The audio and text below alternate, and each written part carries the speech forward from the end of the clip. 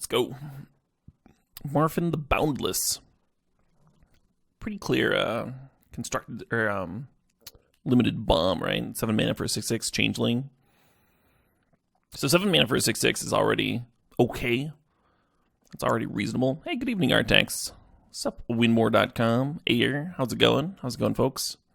Yeah, so 7 mana with this for a 6/6 and limited is already reasonable.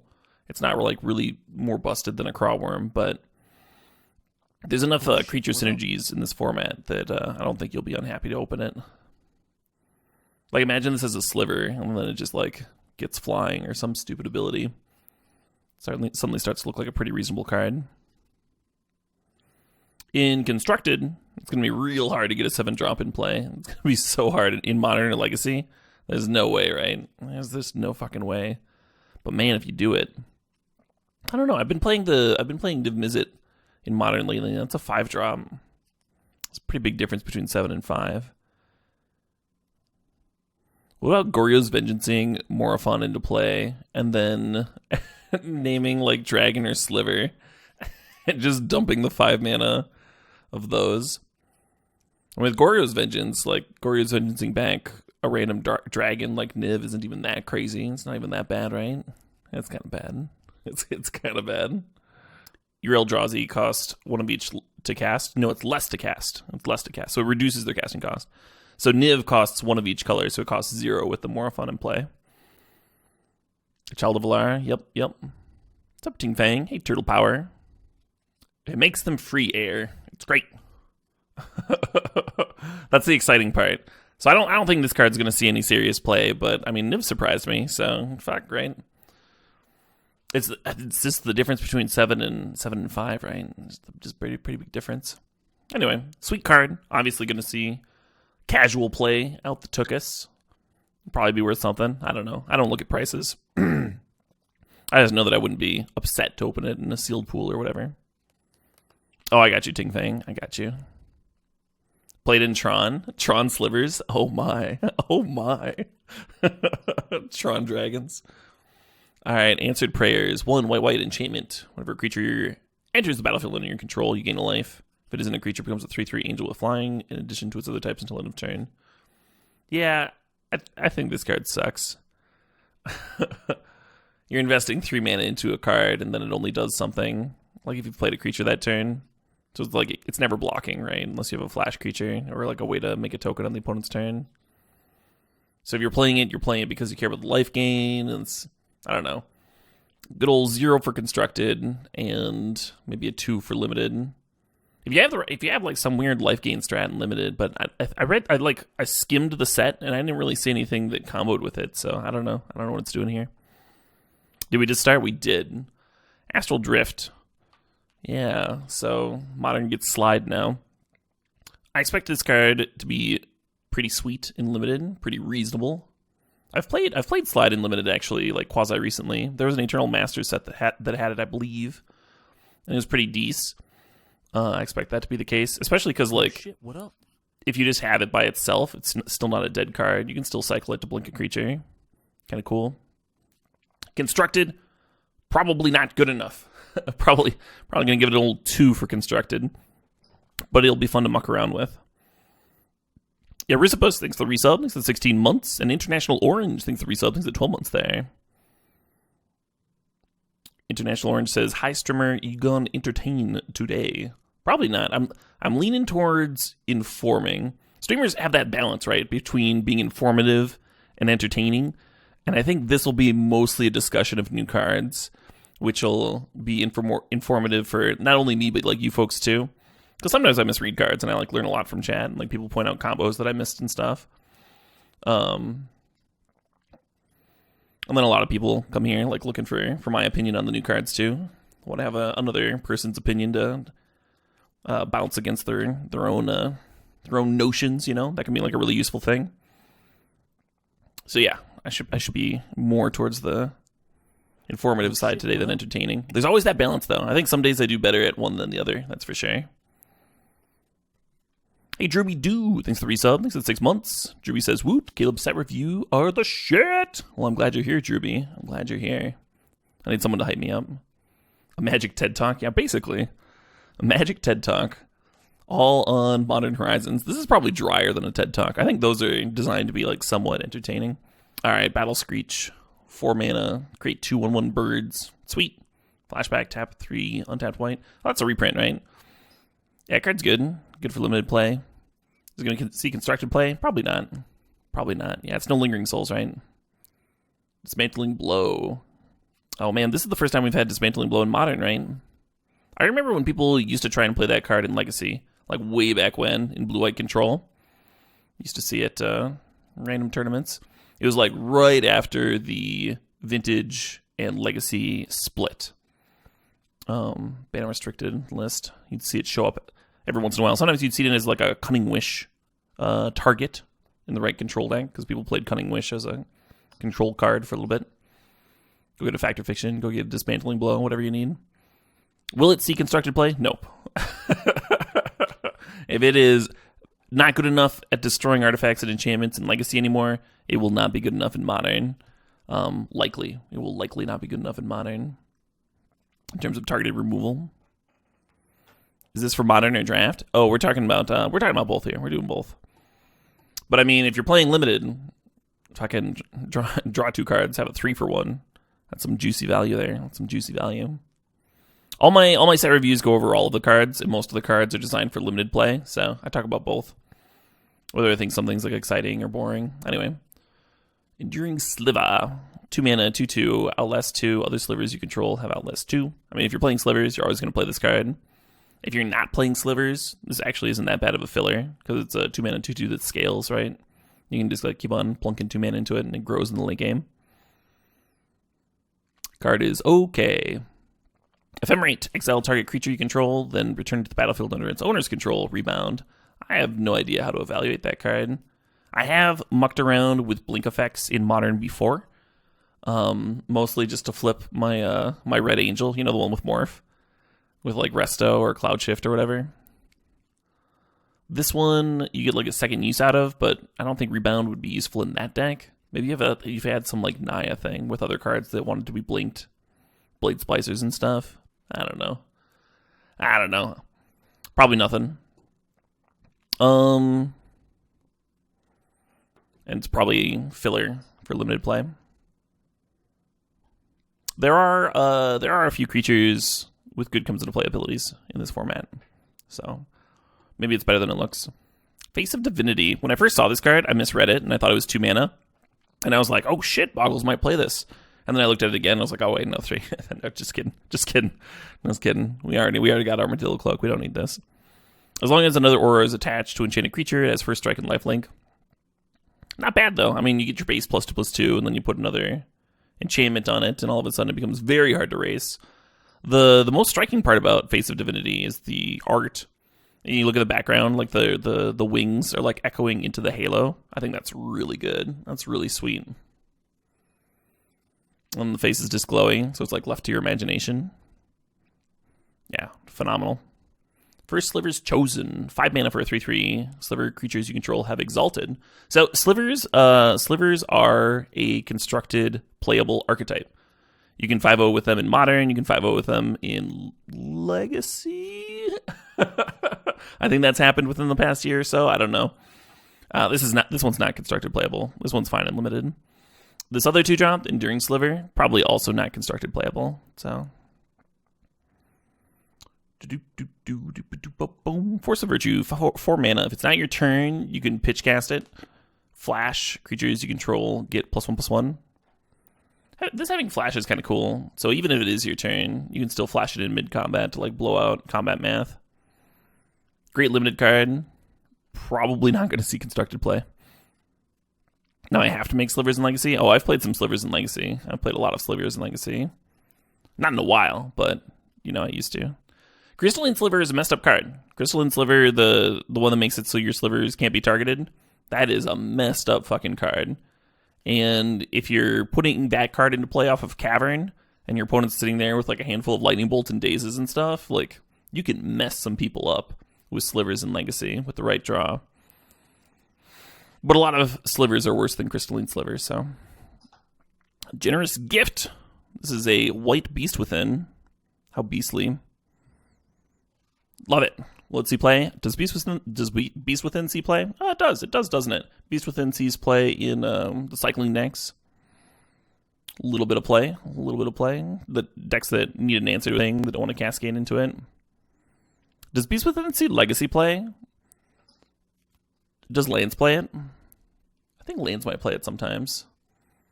But none of those archetypes are white. So I think it's less likely to see play than Beast Within. Beast Within is giving green something that it just doesn't have access to otherwise. Whereas this is... I don't know. Wow, how informative. This informative stream is really kicking off, Caleb. You think it's for Commander? I mean, there's a lot of cards that are technically like quote-unquote for Commander or whatever, but still worth thinking about on Caleb terms. Gilded Light, you gain Shroud until end of turn. The last time I played this in a limited format, Storm was also in there. Storm was also in that limited format. It was one of those Eternal Masters things. The same one with Slide, right? And it was actually like kind of useful as a sideboard card because you could like hose Brain Freezes and stuff or Tendrils. But I don't know what it's doing in this set. Anyway, it just looks like a bad cycler. But maybe I'm wrong. Maybe there's more uses that'll become apparent once I'm actually playing. Because I've only like skimmed the set right now. Storm is in this format. Are you talking? Shut up. You're talking about Flusterstorm. Oh, got me. Stops duress effects. How many duress effects do you think are in this limited format? It's not constructed playable. If that's what you're getting at. Also wing shards. Oh, come on. Damn it. All right. Giver of Runes. Moving on to Giver of Runes. It says another target creature you control gains protection from colorless or from the color of your choice until end of turn. So it's a protection that includes Eldrazi, but it's another target creature you control. So much worse than Mother of Runes, which also protects itself. The frustrating thing about Mother of Runes is if you ever untap with it, your opponent has to use a removal spell on the Mother of Runes, and then they have to use another removal spell to finally kill something, whether it's the mom itself or another creature. So it's just very, very, very, very overpowered for a 1-drop. This card would be good enough if it was a human. It would actually probably be too good if it was a human. As is, I'm not sure if it's going to see play or not. I have no idea. It's still a good ability, right? It's still a good ability. Maybe in like mono white Death and Taxes could be really sweet. Play well with all of that. Vile play. Anyway, Imposter of the Sixth Pride. When I saw the picture, I was like, ooh, kitty. And then I read the title, and I saw everything melting, and I was like, oh my, that's not a kitty. Well, it is a kitty, but it's also other things. This is a Changeling. This card is every creature type. 2 mana, 3/1. It's a spirit, Caleb! Play it in spirits! That's just going to be this whole stream, right? You think it pushes Death and Taxes up a tier? Yeah, maybe. I don't know. I guess all of Death and Taxes creatures getting better against removal. And not that Death and Taxes was particularly weak to removal anyway, with the like violent Flicker Wisp effects and stuff. Protecting Thought-Knot Seer might be real big in the Eldrazi and Taxes deck. Anyway, Imposter of the Sixth Pride is gonna be a fine limited card.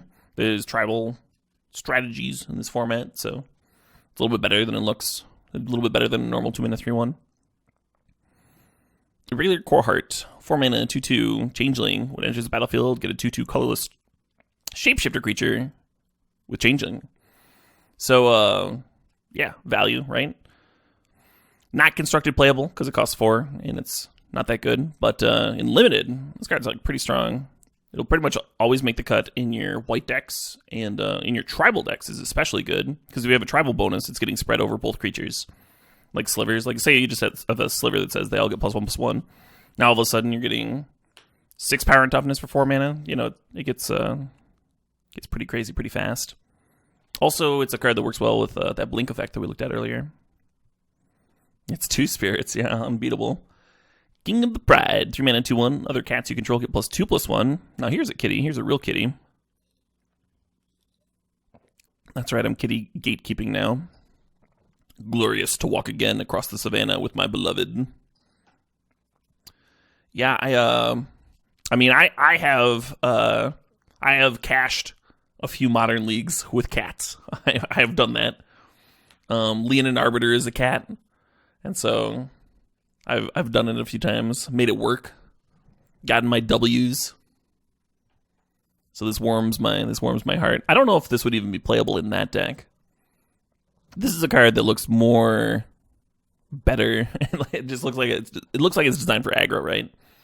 Like this card looks like it's designed for Mutavaults and Savannah Lions and just like a fierce curve, a fierce fucking curve, as opposed to that Vile deck that I was just talking about.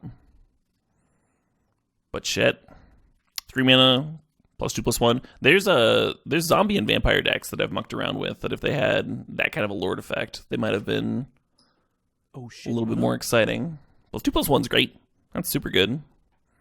I guess it itself is fragile. It itself is only a 2/1, so maybe that's why it's a little bit better than most Lord effects. Most Lord effects are just like +1/+1. But those would be like a 2/2 or a 2/3. This one being a 2/1, maybe they figured they could buff the buff. Kind of cool. Hey, Tasty, thanks for the resub, thanks for the 4 months. And of course, in this limited format, like we just looked over a bunch of shapeshifters. So you just curve King of the Pride into irregular cohort. All of a sudden, you got yourself a little army. Got yourself a pretty reasonable looking army. The 1 toughness is pretty vulnerable in this format. There's a few different red pingers that hit 1 toughness specifically. So high power, high risk. What's up, DC Sports 8? How's it going? Coco Cats? Oh, man. I'm into it. Knight of Old Benalia, 5 mana for a 3/3. Suspend 5. Hey, Neuralria, thanks for the resub. Thanks for 8 months. They say, can't be having this in laps and getting commercials while Caleb talks about Cat Tribal. I actually turned off commercials for this. I'm going to run commercials when I break in between each color. And that'll also give me a time to rest my voice. But I turned off the bot that times the commercials. And if I don't hit my commercial quota on the day or whatever that I need to hit, it won't be the end of the world. I'll be just fine. This is a special occasion. It's a 1-day thing or whatever. Coco Cats with Fleecebane Line seems nice. Yeah, I had Fleecebane Line in the Vile deck with Leonin Arbiter and stuff. That card's okay. You ever get up to 5 mana, turn it on? It's pretty hard to deal with. I have a quota. I don't want to talk about it right now. Great Skyfish. I don't want to talk. We're talking about happy things. We're talking about Modern Horizons. We're talking about great stuff. Anyway, so here we are. We've got a 5 mana 3/3. Those are impressive stats, right? Suspend 5. When it enters battlefield, other creatures you control get +1/+1 until end of turn. Okay, so strictly limited card. If you're playing a token strategy, if you're playing a go wide strategy, it starts to look interesting. Otherwise, it's pretty fillery and not high quality filler at that. Lancer Sliver. Here's another Sliver that is not constructed playable. 3 mana for a 2/2. Sliver creatures you control have first strike. Pretty decent and limited. If you're Slivers, you're playing it, right? You're just playing every single fucking Sliver.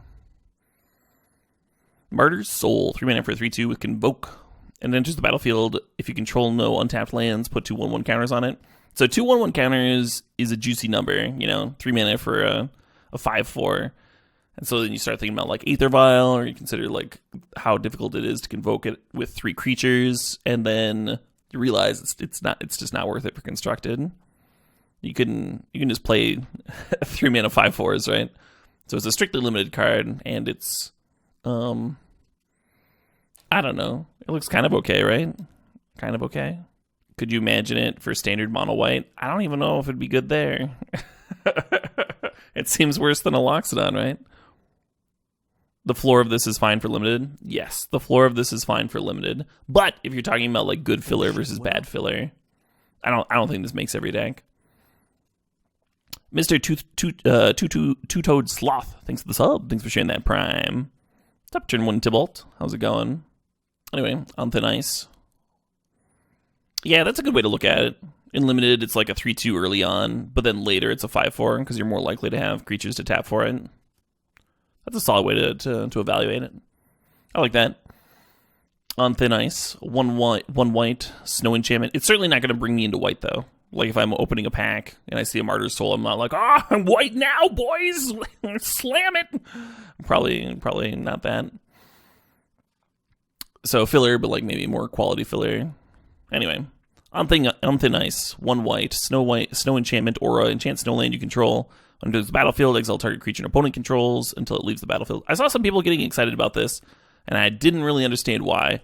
And then I realized that they probably didn't try playing, what was it?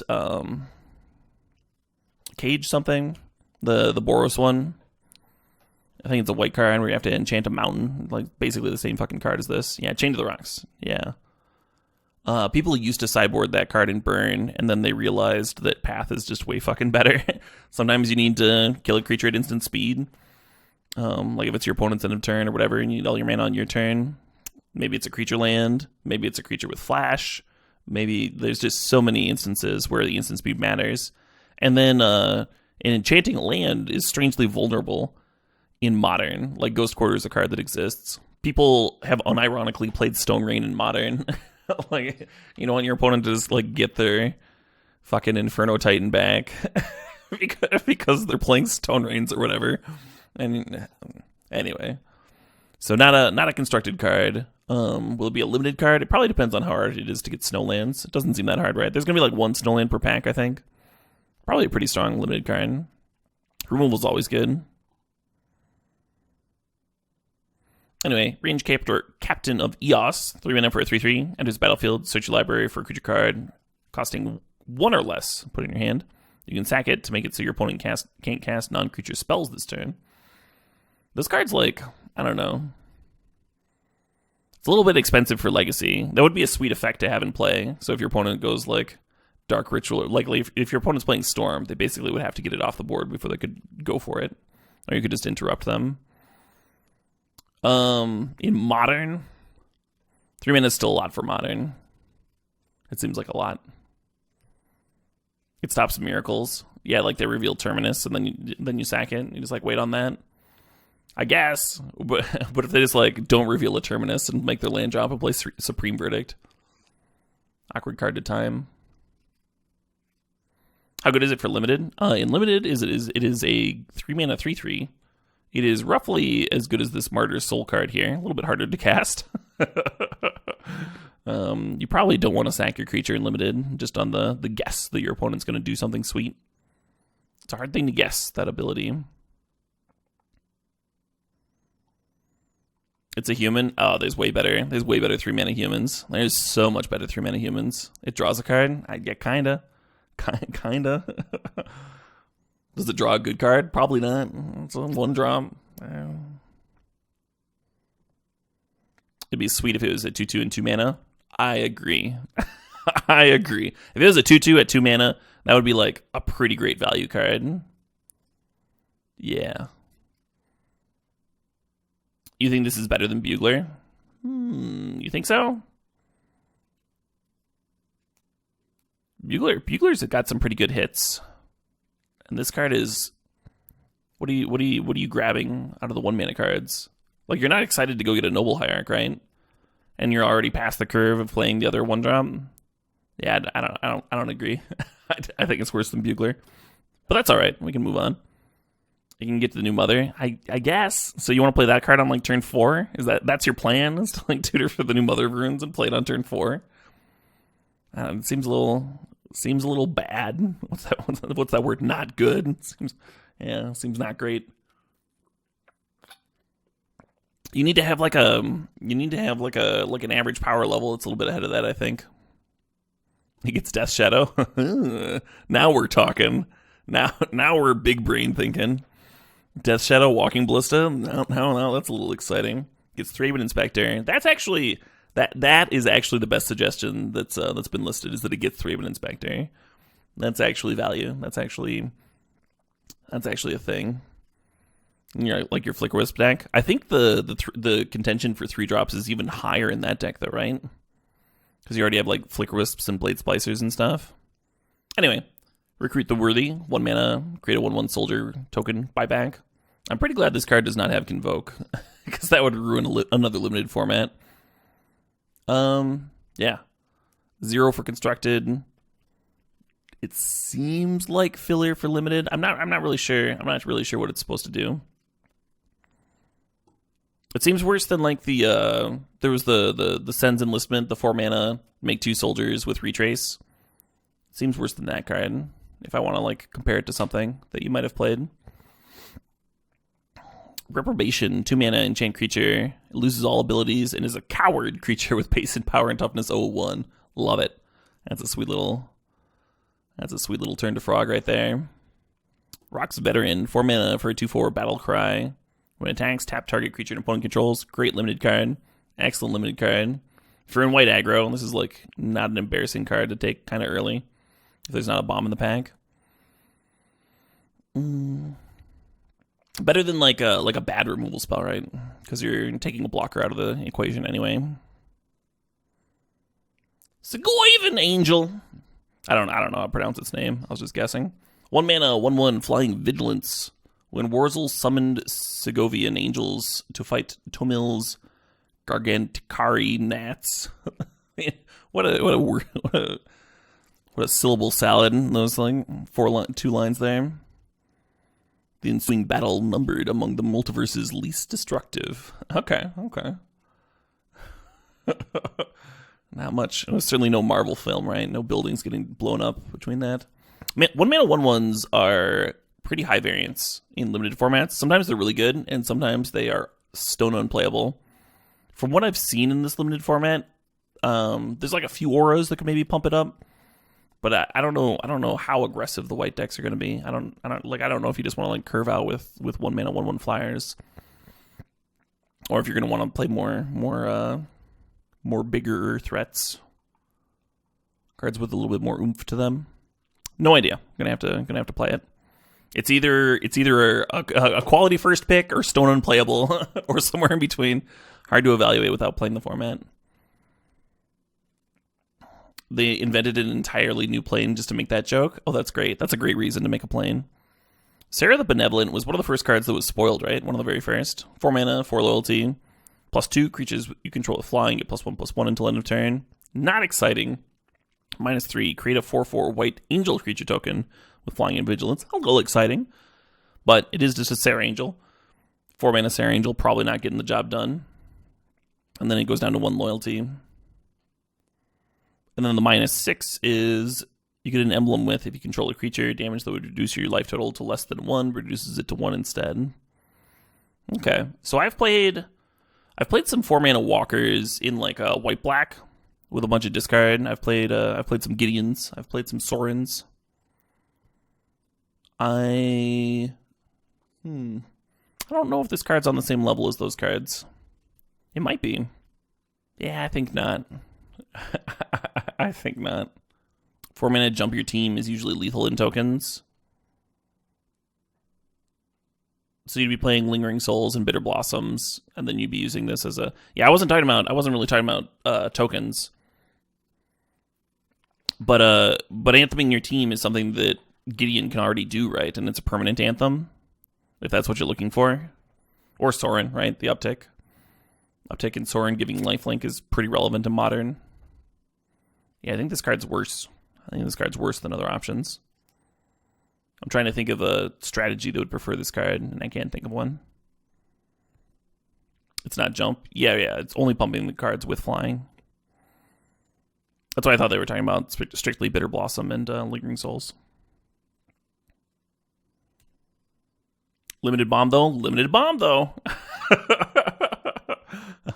Hopefully the casuals like it, so you're not too disappointed when your mythic is not great and constructed, but that'll probably be the case, right? People fucking love angels.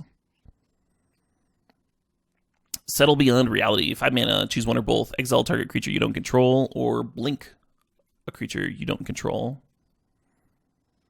Kind of cool. So it is a sorcery, so you can't like do this on the opponent's turn to take out 2 attackers. But if they've got like buffs on a creature, you can reset the creature. If they like control magic one of your creatures, you can blink it out. It is better than just 5 mana exile target creature you don't control. The fact that you have that second option. Oh, the blink is only you control. See, this is why I have a chat. To show me when I've misread. Oh, that's a little bit cooler then. So the exile part is just to hit your opponent's creatures, and the blink part is just to take advantage from your comes into play effects. Cool. Well, that's a lot more straightforward than what I was thinking. Just kidding. Yeah, forget everything that I said. All right. Starting the set review over. All right, Shelter. This is an old one. 2 mana, target creature you control gains protection from the color of your choice until end of turn. Draw a card. Sir? Shelter is like kind of sweet filler, because you could blow out like a very quality piece of removal or get evasion to like attack for lethal. And then if you're not in that sort of situation, you can just cycle it. Cycle it, draw another card. Not a big deal.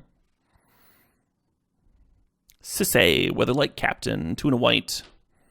You'd think this card wouldn't be able to block warriors, but it can with a name like that. It gets +1/+1 for each color among other legendary permanents you control. Each color, not just other legendary permanents. The first time I read this, I thought it was like for each legendary permanent. You know, and I had like pie in the sky fantasies of using it to go get emeralds, but no. Anyway, the 5 mana activation is search your library for a legendary permanent card with convert mana cost less than Sisay's power. Put that card onto the battlefield and shuffle your library. So you still could get emerald, but you'd have to pump it some other way than its passive. 5-color jank deck, I guess. Yeah, hard to play this one in limited, right? And have it be any kind of reasonable. It's just so like it's probably going to be a gray ogre the vast majority of the time. And if you have like 3 or 4 legends, then it starts to become like kind of reasonable, but still not super good. Anyway, 100% commander card exactly. The cap on this is a 7/7. Yes. So if you have Sisay and a 5-color legendary permanent, it'll be a 7/7. It does fetch up any planeswalker. Yeah, I don't know how useful that's going to be in limited or constructed, right? Putting it onto the battlefield though, that's pretty sweet. The tutor can only get a 6 drop or less.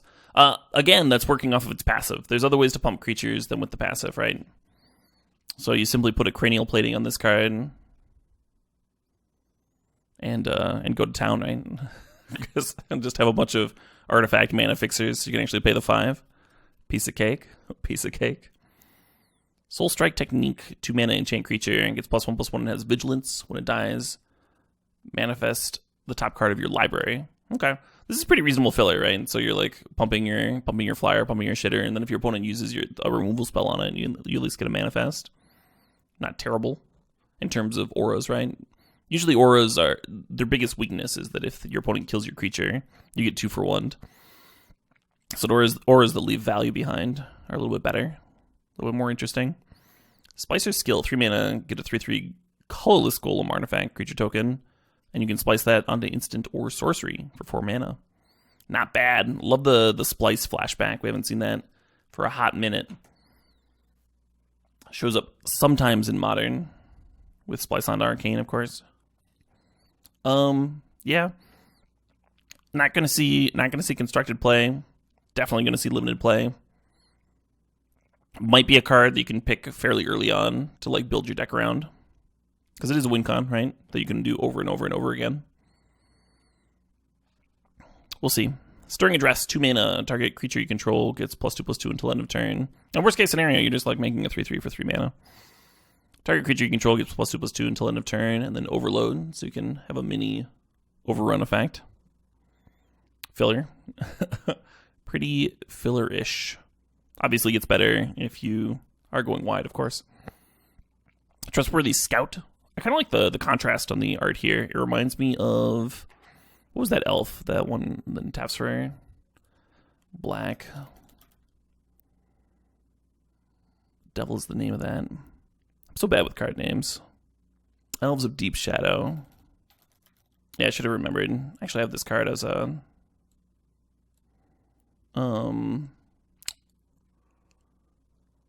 artist proof with this art.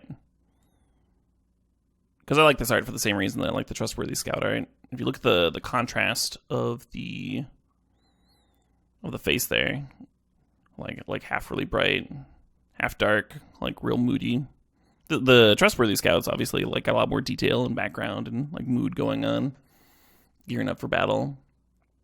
But the way the light is reflecting in both of these is kind of similar, kind of cool. I like it. Anyway, Valiant Changeling. Oh, the ability. I should probably talk about the ability. So 2 mana for a 2/2, meh. And then when it's in your graveyard, you can exile it to search your library for another one. Also pretty meh. The dream scenario is to like Faithless Loot Trustworthy Scouts away and then go dig up more as like a bad Squadron Hawk. It's not an exciting dream. If you get a few, then you want some filler. If you're going wide, right? If you're going wide, it's not the worst. Do I miss doing content for Channel Fireball? I mean, I still could if I really wanted to, right? So it'd be a strange thing to miss. Channel Fireball is a great site for to work for. They're great folks over there. I really enjoyed my time. But as a content creator, when you're making content for a site, you're promoting their brand, and so even if they're paying you fairly, if you're working for yourself, you will be better off in the long run. So, yeah, they supported me like going. They made it a lot more possible for me to grind for a long time, and I owe them paying me for so long. For my ability to do what I do now, right? Because otherwise I would have had to find something else at some point. Probably would have just written for another site, but I liked writing for Channel. It's alphabetical, Jakerson. We're going alphabetical color. Writing over digging ditches. Yeah, I mean, when you're digging ditches, you're outside. It's not the worst thing ever, but some nice physical activity. But yeah, I'd agree. All right, Valiant Changeling, 7 mana for a 3/3. Changeling double strike. It costs 1 less for each creature type among creatures you control. They can't reduce it more than 5, because that's the 5 colorless. So if you have another Changeling in play, this is going to cost 2 mana. And if you don't, it's going to cost too much. And that's the story of Valiant Changeling. 2 mana for a 3/3 double strike, though. Kind of sweet. Vesper Lark.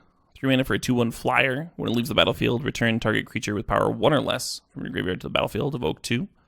Kind of neat little throwback. Also some sweet art going on here. I really like the art direction of this set. You think this is an exciting card? Why does Vesper Lark excite you? Is it because it evokes Rebel Arc? Why do you think it has the extra line of text about more than 5? It's just reminder text. It's just so people don't get confused. It gets body double, which copies anything. Ooh. There's some combos with it. The new combo deck with Vesper Lark is sweet. It's for other mana dump abilities. Okay. So it doesn't sound like people are super familiar with the combo, just that there is a combo with Vesper Lark out there. Cool. Apparently the Valiant Changeling is more than just reminder text because it interacts with like sphere effects and stuff. Meh. It's just unlikely to matter ever, right? They can go infinite with each other, sack effect. Like if you had Vesper Lark, body double, and a sack effect. No, that's not true, because Vesper Lark is power 1 or less. So body double can't get it back. You need 2 body doubles and a Vesper Lark and a sack outlet. Arepi says that according to Wizards, Valiant Changeling's text line there is so you don't have to look up the total number of types in Magic. What? That can't be real. Phantasmal Image also works. Does it? I mean, you'd have to have the Lark in play, right? Oh, the body double gets itself back. Oh, that makes way more sense. All right. No, that is kind of cool. Yeah, that could be a combo deck, huh? So you just need to get the body double in the graveyard and evoke a Vesper Lark and have a sack outlet in play. And Carrion Feeder is a sack outlet that also murders the opponent that we now are also getting from this set. Spoiler alert. Wall of 1,000 cuts. 5 mana for the 3/5 Defender flying. And then it can attack as though it didn't have Defender. Yeah, good card. Solid card. 5 mana for a 3/5 flyer. That's pretty reasonable. Pretty reasonable and limited. 0 for constructed. But yeah. Winds of Abandon, I think, is kind of neat. 2 mana sorcery. Path a creature you don't control, so you can't path your own shit. And then it has Overload. So you can Settle the Wreckage as a sorcery for 6 mana. And it hits, all the opponent's stuff. Which is not a bad effect. Not a bad effect on a removal spell. I mean, I've seen people play 2 mana sorcery speed removal spells in white decks in Modern before, but usually they do that when they don't want to path their opponent. Wing Shards. Target player sacrifices an attacking creature. Cool. Yeah, there's that card's always going to be good enough and limited, right? And there's the chance of value. Wing Shards, it was always at its best against haste.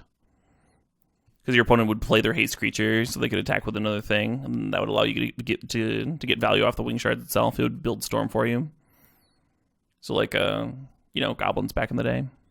Zalfrin Decoy, 1 white, 1/3, tap target creature. Activate this ability only if you had a creature enter the battlefield under your control this turn. I think I remember this card being nuts way back in the day, and it doesn't seem very good now. But 2 mana for a 1/3 body is okay in limited. Wing Shards is good against Infect. Seems nuts against Infect. That's a fair point.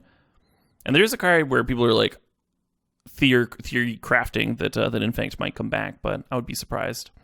Anyway, we are now out of white. And on to blue.